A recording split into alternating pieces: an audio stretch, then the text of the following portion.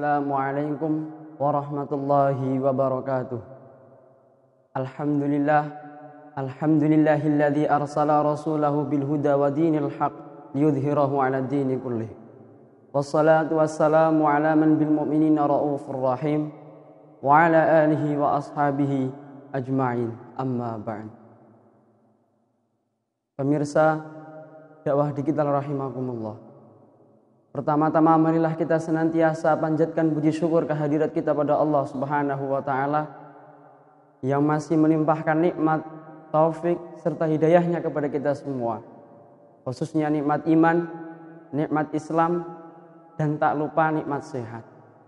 Yang pada akhir-akhir ini nikmat sehat jarang di antara kita yang mampu memanfaatkannya, jarang di antara kita yang mampu menjaganya. Padahal masa sehat adalah masa yang diwasiatkan oleh Rasulullah SAW dalam hadisnya ightanim khamsan qabla khamsin. Jagalah 5 hal sebelum datang 5 hal yang lain. Salah satunya adalah sihataka qabla maradika. Manfaatkanlah, jagalah waktu sehatmu sebelum akan datang waktu sakitmu. Dan semoga Allah Subhanahu wa taala senantiasa memberikan kesehatan kepada kita semua sehingga kita mampu melaksanakan aktivitas ibadah kita, melaksanakan aktivitas sehari-hari kita dengan lancar. Amin Allahumma amin. Yang kedua kalinya, salawat dan salam semoga tetap tercurahkan kepada junjungan kita, Nabi Agung, Nabi besar Muhammad sallallahu alaihi wasallam. Yang semoga dengan wasilah salawat dan salam tadi kita termasuk golongan umat beliau yang mendapatkan syafaatnya minad dunya hatal akhirah. Amin Allahumma amin. Pemirsa dakwah digital rahimakumullah, nyalakan sifat optimisme dan padamkan sifat pesimisme. Itulah tema yang akan kita angkat pada kesempatan kali ini. Kita tahu setiap individu, setiap manusia, mereka punya tujuan hidup. Mereka punya cita-cita, mereka punya himmah tersendiri. Karena orang yang hidup tanpa tujuan, orang yang hidup tanpa ada cita-cita dan tanpa adanya himmah, hidup mereka tidak akan terarah. Hidup mereka tidak akan memiliki jalan yang benar. Dikatakan oleh Syekh Mustafa Al-Ghalayain dalam kitabnya, Laular raja lama sa'in nahwa umniyah.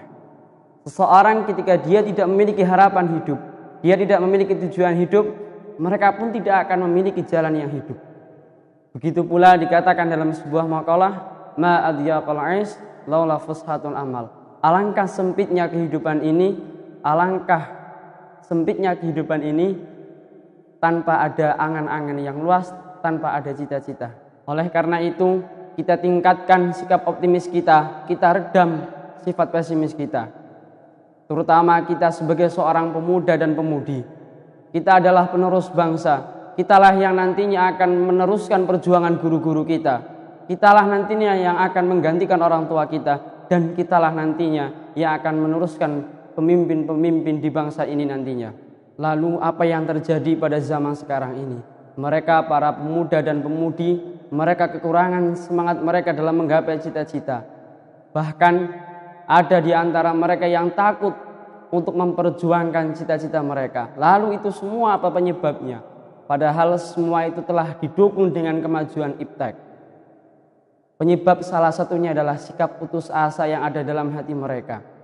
Sikap putus asalah yang menjadikan mereka menganggap semua masalah, semua rintangan yang akan mereka hadapi semua menjadi besar.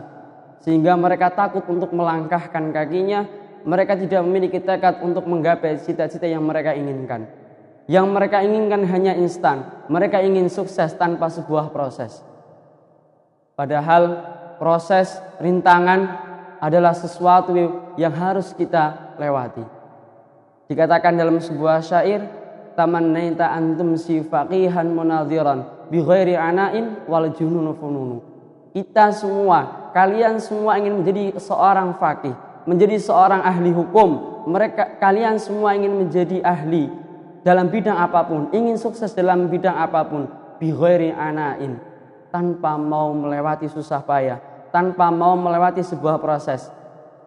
Wal jununu fununu, kegilaan itu bentuknya macam-macam. Dan salah satu kegilaan itu adalah ini.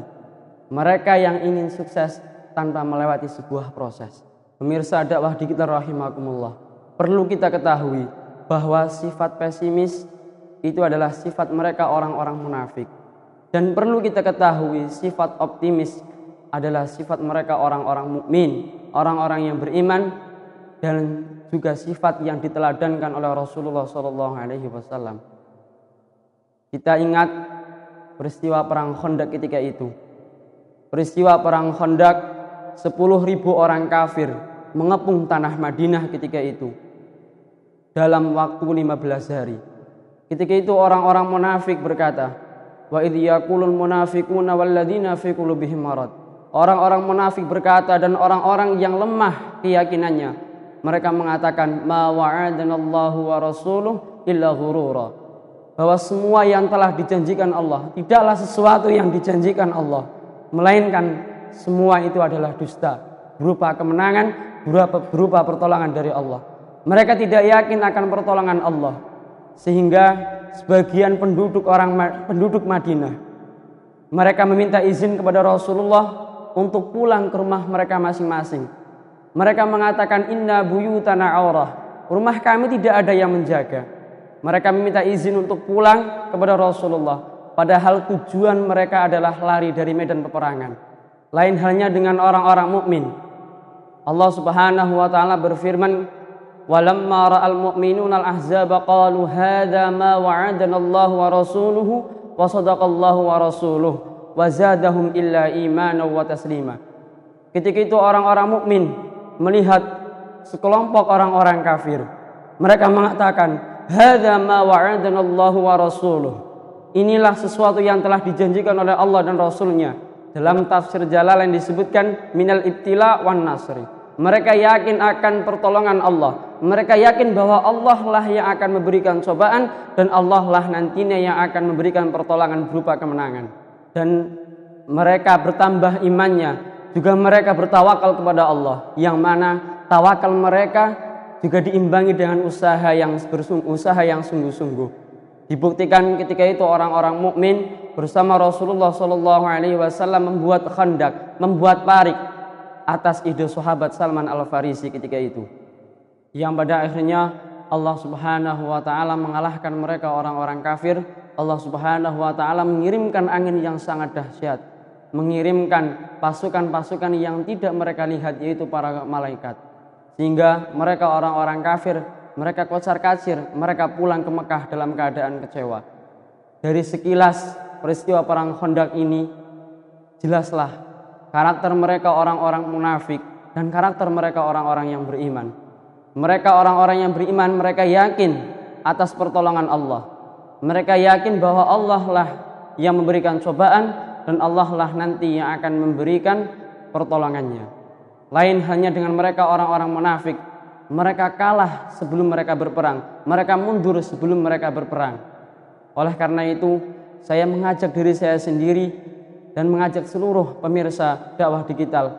Kita tingkatkan optimis kita redam pesimis kita hilangkan sifat pesimis kita. Kita menghadap ke depan, jangan tengok kanan, jangan tengok kiri. Kita lihat masa depan agama kita lihat masa depan bangsa.